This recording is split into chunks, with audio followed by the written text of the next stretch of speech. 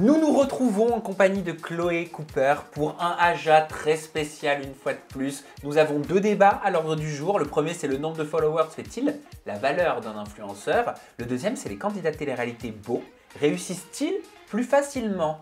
Assez intéressant quand même comme question aujourd'hui. Mais histoire de se mettre en jambe, je vous propose un petit quiz. C'est très simple. Mila Jasmine bien sûr, Maëva Guénam ou les deux. Vous avez une photo de garçon qui est présentée. Et à vous de me dire. Voilà. D'accord. Ah, moi, je me lance plus dans les explications. Ah ouais. T'as lâché l'affaire. Ah non, mais moi, les explications, ça fait 4. Alors, Paga, tiens. Mila, Maëva ou les deux, vous avez vos buzzers. Sabrina. Mila. C'est l'ex de Mila seulement. Excellente réponse. Ils se sont déjà fait des bisous, hein, Paga. Ouais. Paga n'est sorti qu'avec Mila. Il n'a jamais eu de relation avec Maëva Guénam. Rappelez-vous, avec Mila, un bisou avait été échangé pendant les Marseillais vs le reste du monde saison 2. Il était en couple avec Alexia, non, à cette époque d'ailleurs? C'était un petit peu ambigu, voilà. Et Paga avait dit à l'époque, pour m'amuser, ça peut le faire, mais pour me poser avec elle hors de question, ce n'est pas ma cam, même si c'est une belle fille. Oh bâtard. Nouvelle proposition, Nicolas Lodzina, est-ce qu'il est sorti avec Mila, Maëva Guénam ou les deux?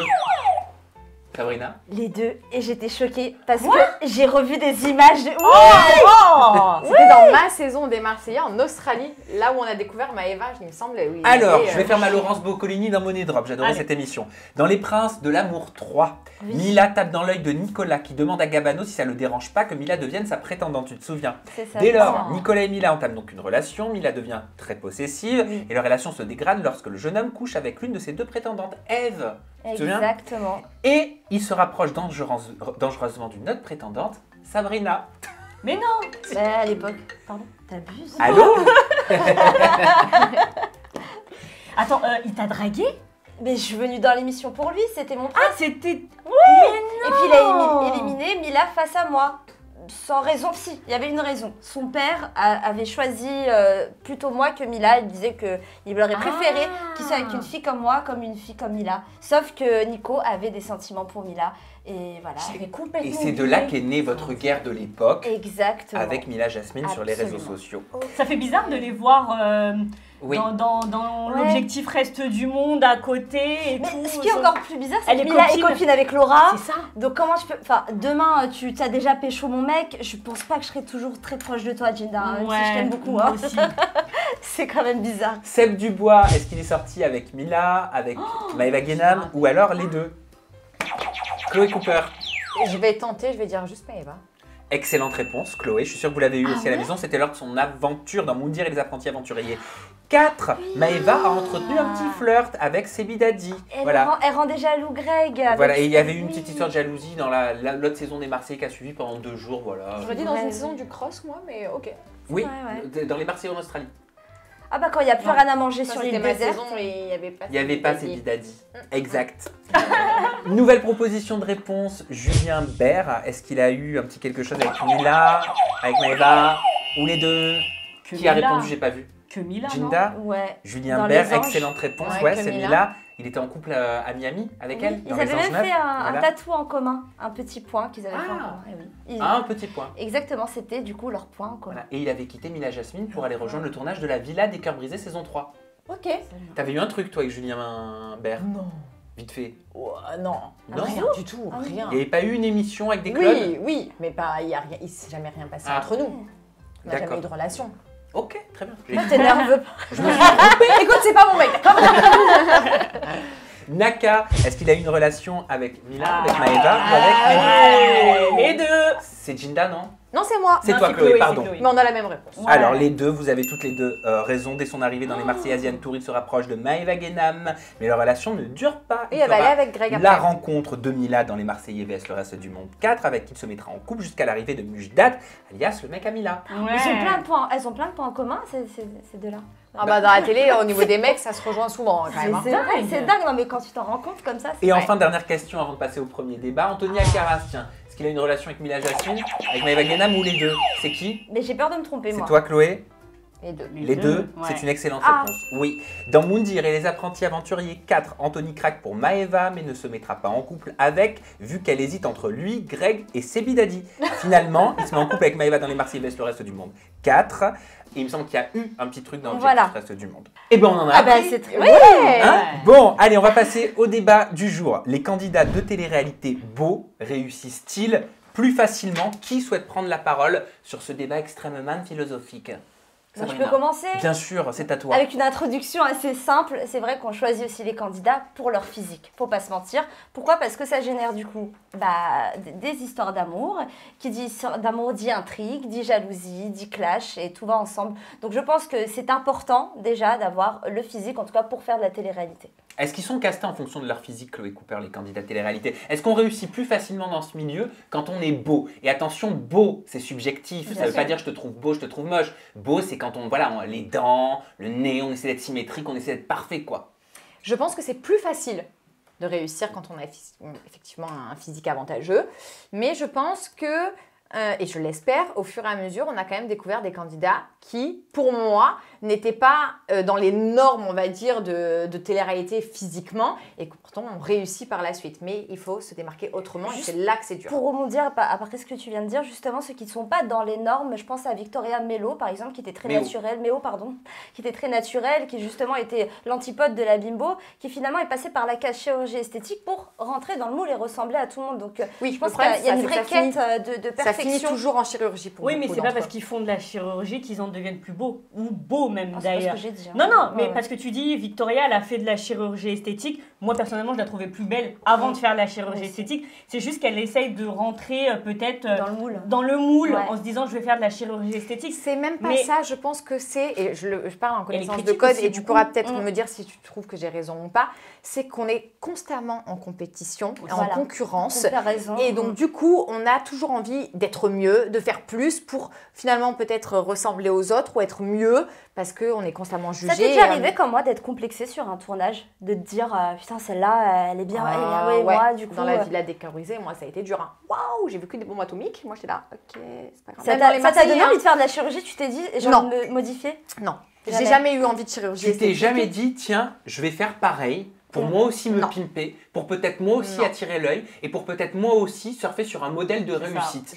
Parce qu'au final, c'est un exemple. On a l'impression que plus une jeune femme ou un jeune homme est visible et dans cette quête de perfection, en vrai, c'est un petit peu le même standard de beauté qu'on retrouve dans les téléréalités. Moi, si ça peut pousser donc d'autres candidats à le faire. Avec toi, dans la télé-réalité, je mettrais peut-être 3, maximum 4 filles qui sont réussies niveau chirurgie. Toutes les autres, je les trouve ratées, pas jolie, moins belle qu'avant. Et moi, il est hors de question que je prenne un risque comme ça et que je me dise derrière, ah bah non, finalement, ça me va pas, c'est pire. Puis je m'en fous. Moi, d'avoir des petits seins, j'en ai rien à foutre. Mais moi, à la plage, je bronze sur le dos tranquille. Enfin, mais aujourd'hui, dans la télé-réalité, les jeunes filles, les garçons, ils sont aussi beaucoup castés sur les réseaux sociaux maintenant. Ouais. Le premier entretien d'embauche, il se fait limite sur les réseaux. Donc uniquement sur la photo. Uniquement sur la photo. Donc il faut que tu sois au max. Après, c'est comme un entretien d'embauche pour un travail lambda. Une fois que tu as ton rendez-vous, bah, tu vas te mettre sur ton 31. C'est évident parce que tu as envie de plaire aussi. Il y a aussi ça, l'envie aussi de plaire, parce que c'est la première chose sur laquelle on va te juger, entre guillemets, c'est sur ton physique. Oui. Avant même qu'on regarde ton CV, avant même qu'on regarde si tu sais t'exprimer, si tu en as dans la cervelle, on va juger sur ton physique. Moi, je pense que cette quête de perfection, en fait, il y a eu depuis toutes ces années énormément de modèles. Qui sont les influenceuses issues de la télé-réalité qui cartonnent le plus? Nabila, Caroline Receveur, Jessica Thivenin, Maëva Guénam, Mila Jasmine. Elles ont tout un point commun, on est d'accord. C'est d'avoir fait de multiples chirurgies. Tout à fait. Donc, est-ce que la personne qui va se lancer dans la télé-réalité prend pas ça en exemple en se disant si moi aussi je passe par le même système, mais en fait 1 + 1 = 2, c'est logique. Plus je vais me refaire, plus je ferai des téléréalités. Ah oui, parce que finalement, et je rebondis sur ce que tu dis, c'est très vrai, parce que tu vois, finalement, elles ressemblent toutes à des sosies. Il y a plein de filles de télé-réalité, je pense à Laura Lompika et Sarah Martin, parfois que j'ai du mal en fait à différencier tellement elles se ressemblent. Et comme tu dis, elles ont des exemples. Tu as l'exemple de Mila ou bien même Maëva, qui est quand même une nouvelle, on va dire, aussi dans ce milieu-là, quand même, la plus récente. Il n'y a pas longtemps. Et qui aussi a fait ses lèvres, comme tout le monde l'exacerbé, les fesses pareil. Voilà, je pense qu'elles sont rentrées dans cet engrenage avec ces exemples-là. Je pense que sur les réseaux sociaux et chez le téléspectateur, il y a ce fantasme aussi de la modification, de la métamorphose physique. C'est quelque chose qui fascine. Typiquement, demain, Chloé, et je te pousse pas du tout à le faire, tu me connais ma philosophie par rapport à ça. Demain, tu te fais un 95D, d'accord, et tu te mets des prothèses pour repencher en arrière avec 3-4 injections là, un petit peu les pommettes et tout. Je suis convaincu qu'une production te voudra dans son émission, dans sa télé-réalité, pour attirer le regard des téléspectateurs, le regard des gens. Il y a comme une sorte de fantasme pervers à regarder ces métamorphoses, non? Non, si, complètement. Et aussi parce que une femme, aujourd'hui, on l'a déjà dit, quand elle va arriver dans un programme, il faut qu'elle plaise aux garçons pour qu'il y ait des histoires. Et maintenant, la plupart, malheureusement, il y a beaucoup d'hommes, ils vont préférer des filles avec des gros lolos et des gros cucus. Donc voilà, moi je suis contente qu'il y ait des jeunes filles encore comme Chloé, comme Léna aussi, qui est une fille qui est très naturelle, qui est très jolie. Faut aussi garder ce côté. On parle beaucoup des filles, mais il y a aussi les garçons. Hein. Après, moi, tous les garçons, pour revenir un petit peu plus loin, je pense que déjà, les filles comme Nabila, tout ça, elles avaient déjà un exemple, et il vient de la télé-réalité, mais pas française, c'est les Kardashian. Exactement. C'est la télé-réalité, elles sont toutes refaites, et si tu regardes le modèle, c'est du Kim Kardashian, c'est du Kylie Jenner. Les meufs, c'est leur icône, physiquement, c'est leur modèle. C'est le pape de la télé-réalité. Donc on a ces Françaises-là qui viennent s'attirer, qui viennent qui prennent les idées des États-Unis. C'est vrai.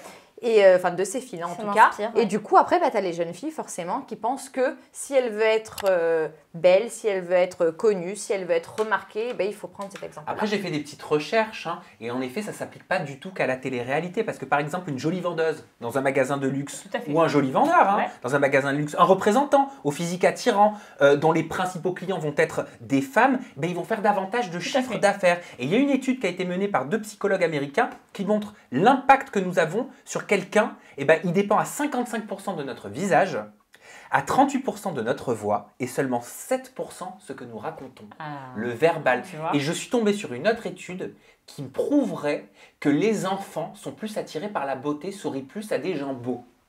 Donc ça voudrait dire que ce serait intrinsèque, ce serait peut-être, sans qu'on le sache, dans notre ADN. Tout à fait.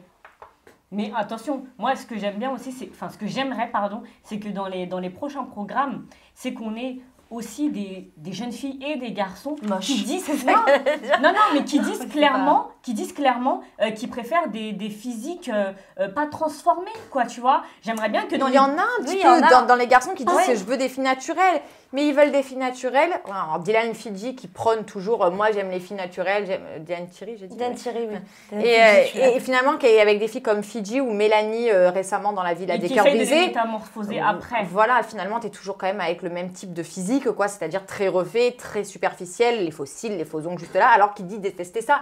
Donc finalement, ils sont beaucoup hypocrites aussi quand ils disent qu'ils recherchent le naturel, parce qu'au final... Est-ce que c'était pas hypocrite quand ils ont fait les princes? J'allais le dire. C'est vrai? Et comment ça s'appelait? Presque charmants? Non, il y avait les prétendants et ses princes. Et les atypiques. Il y avait, moi, à mon époque, il y avait les atypiques, les beaux gosses et les prétendants. Les beaux gosses et les prétendants, oui, mais les prétendants, c'était un mot pour dire les moches, excusez-moi. Voilà, oui, bien sûr. Non, tout le monde l'a pensé, on va pas faire genre. Non, mais c'était ça. C'était ça. C'était les mecs qui galéraient justement en amour.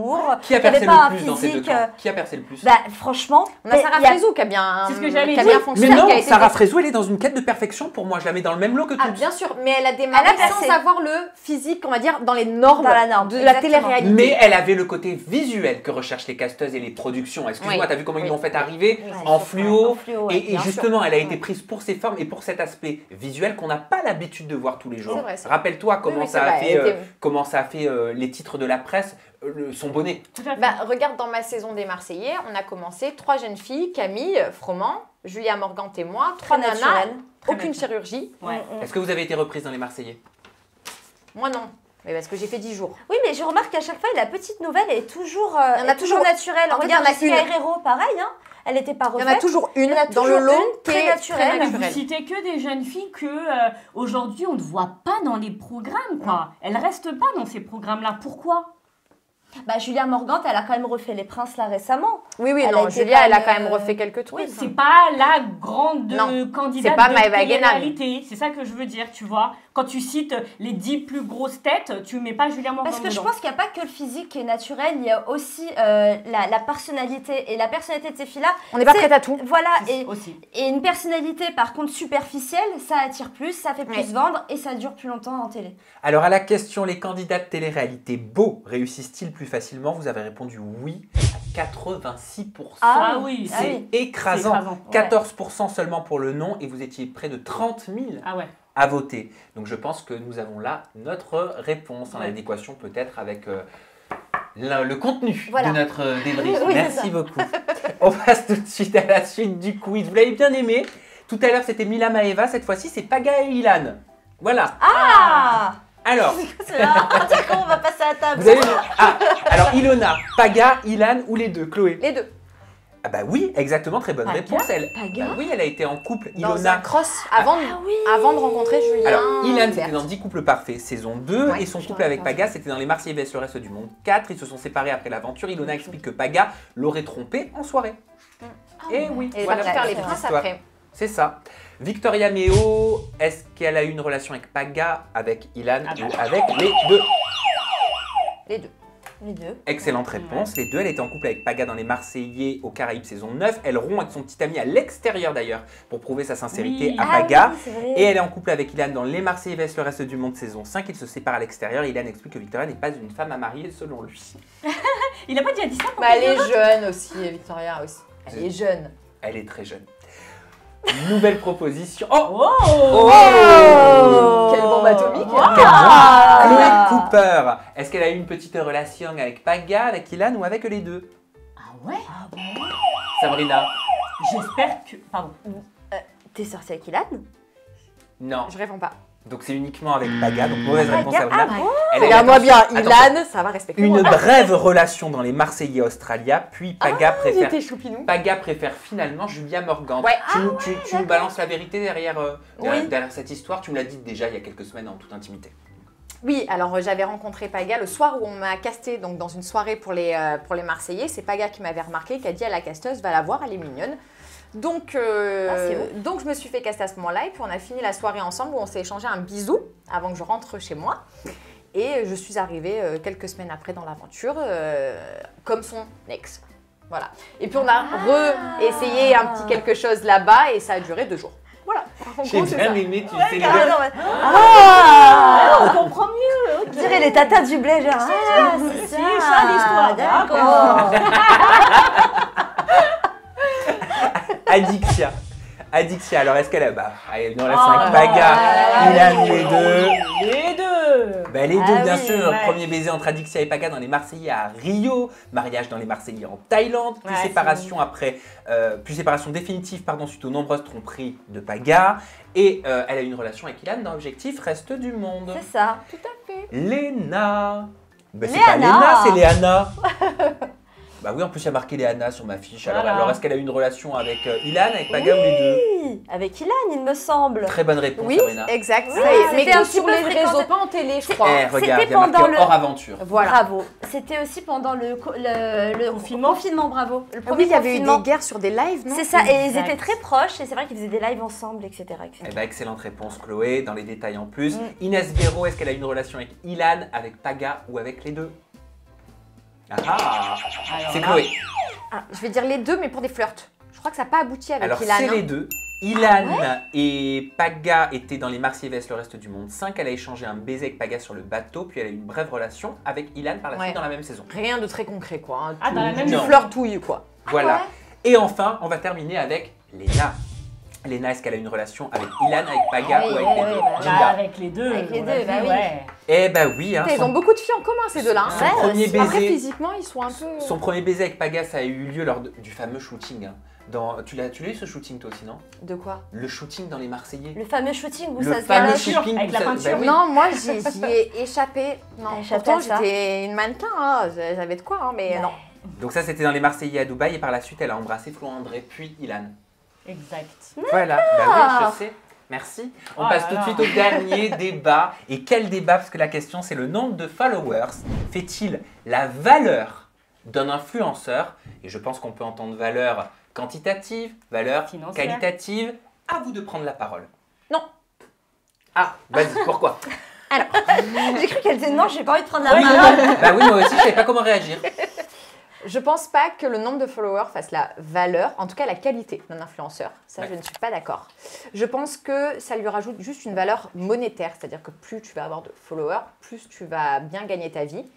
Et encore qu'il s'agit d'un statut. Parce que moi, je définis 2 styles d'influenceurs. Les influenceurs candidats de télé-réalité et les vrais influenceurs. Mais moi aussi. Ouais. Un vrai influenceur avec, je dis un exemple, 200 000 abonnés va gagner beaucoup plus qu'une candidate de télé-réalité qui a 700 000 abonnés, par exemple. Pourquoi? Parce que c'est la qualité, c'est l'image. Et surtout, Elles travaillent avec des marques beaucoup plus prestigieuses parce qu'elles n'ont pas d'images qui sont rattachées directement à la télé-réalité qui est dégradante pour beaucoup de marques. Donc, du coup, elles gagnent plus. oui, il n'y a pas que ça, il y a déjà aussi le taux d'engagement, parce Oui. que ça ne veut pas dire que tu as énormément de followers, que tu as aussi beaucoup de taux d'engagement. Tu peux avoir 700 000 personnes qui te suivent et seulement 20 000 qui regardent ta story, alors qu'une personne qui a 200 000 peut avoir le double, Ouais. 40 000 personnes qui à fait. la suivent et qui interagissent justement sur son compte. Il y a ça, et il y a aussi le fait que les candidats de télé-réalité touchent aussi une cible très jeune, donc une cible qui n'a pas de pouvoir d'achat souvent. Donc ce qui intéresse un petit peu moins les marques, parce que c'est vrai que ce soit, bon, on va peut-être pas prendre Jessica Thivenin parce qu'elle, pour le coup, c'est une grande influenceuse candidate de télé, mais partons, je sais pas, je vais dire au hasard, admettons par exemple Greg, qui est suivi par énormément d'enfants, les marques vont pas s'y retrouver, si tu veux, dans leur quota, parce que les enfants n'ont pas ce pouvoir d'achat-là. Oui. Donc parfois, tu peux avoir C'est des communautés qui sont des totalement candidats, différentes aussi. des influenceurs qui ont moins de followers, mais qui gagnent mieux leur vie. Oui, Oui. au départ, quand tu vas sur le compte Instagram d'un influenceur ou d'un candidat de télé-réalité, tu connais pas encore sur le coup son taux d'engagement, etc. Ah, tu le demandes? Ah Tu- si, ça Non, se mais- regarde sur non, non, Internet, mais- il y a un site, non, tu tapes et... le premier, quand tu tapes le nom de la personne et que tu tapes son nom sur le compte Instagram, tu tombes sur son profil, tu connais pas tout de on suite. voit pas ses vues, par D'accord. exemple. Tu te dis juste, je vais aller voir et tu te dis, ah, déjà, premier bon point, elle est suivie par tant de personnes. Bien sûr. Donc, quand même, le nombre d'abonnés joue. Parce que, quand même, tu te dis, c'est Premier pas abord. Au premier abord, tu Ouais. te dis ça. Après, effectivement, comme tu disais, tu regardes le taux Ah bah, les d'engagement. marques, elles le demandent, Chloé. Elles demandent tes statistiques. Mais- Elles se basent plus seulement sur, Mais sur le nombre de les followers. marques, je pense pas qu'elles se basent, en tout cas dans la télé-réalité, beaucoup sur la valeur morale d'un influenceur. Ah bah, Elles vont se baser plus sur la valeur quantitative, le chiffre, Oui. les foules qui peuvent être remuées. Parce qu'au final, ces mêmes candidats, ils ont beau avoir des scandales,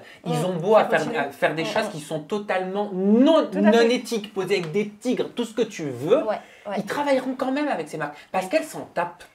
Oui. Donc c'est là qu'arrive le côté quantitatif en fait. Oui, parce que c'est l'image. Finalement, la personne reste quand même une personne famous, une personne célèbre. Donc, elle paye cette image, elle paye la célébrité.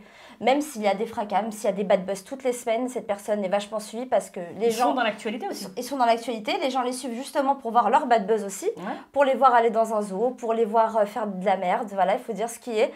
Mais du coup, ils sont quand même grave suivis, ils sont connus. C'est pour ça que moi j'ai beaucoup de mal avec les influenceurs, tu sais, qui sont vraiment dans le top 10, Ouais. qui vont avoir tendance publiquement à se moquer d'autres influenceurs ou d'autres candidats en disant Oui.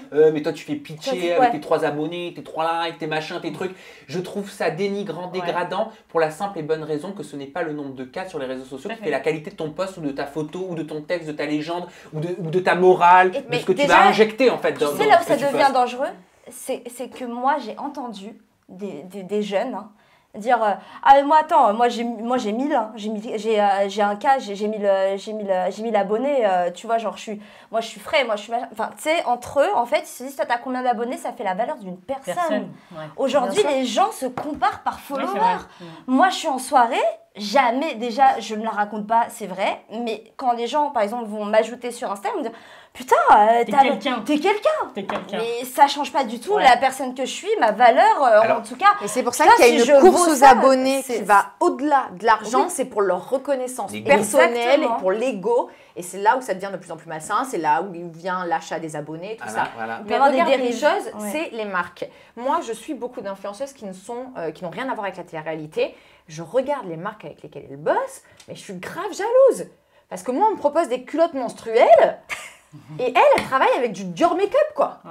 Et franchement, le travail qu'elles font, je pourrais fournir le même. J'ai 200 000, des fois 200, 300 000 abonnés de plus qu'elles, mais ils s'en fichent. La marque, Ouais, c'est l'image. c'est ça. C'est là que ça fait la qualité d'une influenceuse, c'est l'image qu'elle a. Et moi, je vais vous partager une petite anecdote, ce qu'on m'a dit en off, en tout cas ce que j'ai entendu. Moi, vous savez que je ne sors pas du tout, hein, ni en boîte de nuit, ni dans les soirées depuis des années. Bah, Je suis très... Ah non, mais je suis très casanier, je suis chez moi en pyjama, 20h, 22h, couché au lit, tisane, ciao. Voilà.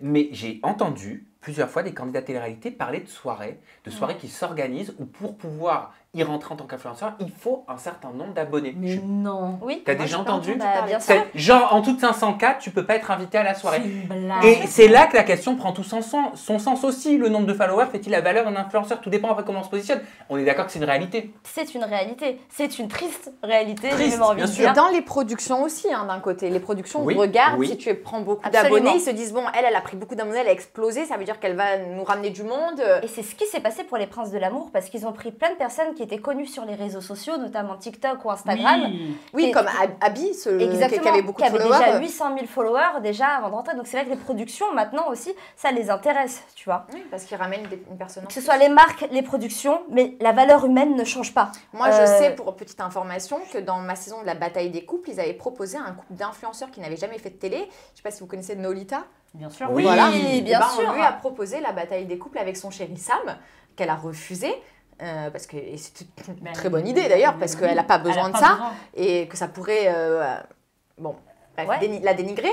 Mais voilà, ils cherchent aussi C'est pas la maintenant seule. des J'ai- influenceurs parce que ça ramène Pauline une donne. Tanto, Mathilde Tanto aussi pour les Marseillais qui ont été approchés. Ah bah tu m'étonnes. Ils ont également. essayé de les recruter. Et oui, Ouais. et oui. Dans pour- un programme dit familial? Oui, Parce qu'il c'était y avait pour... une petite histoire avec Avec Benjamin. Benji, exactement.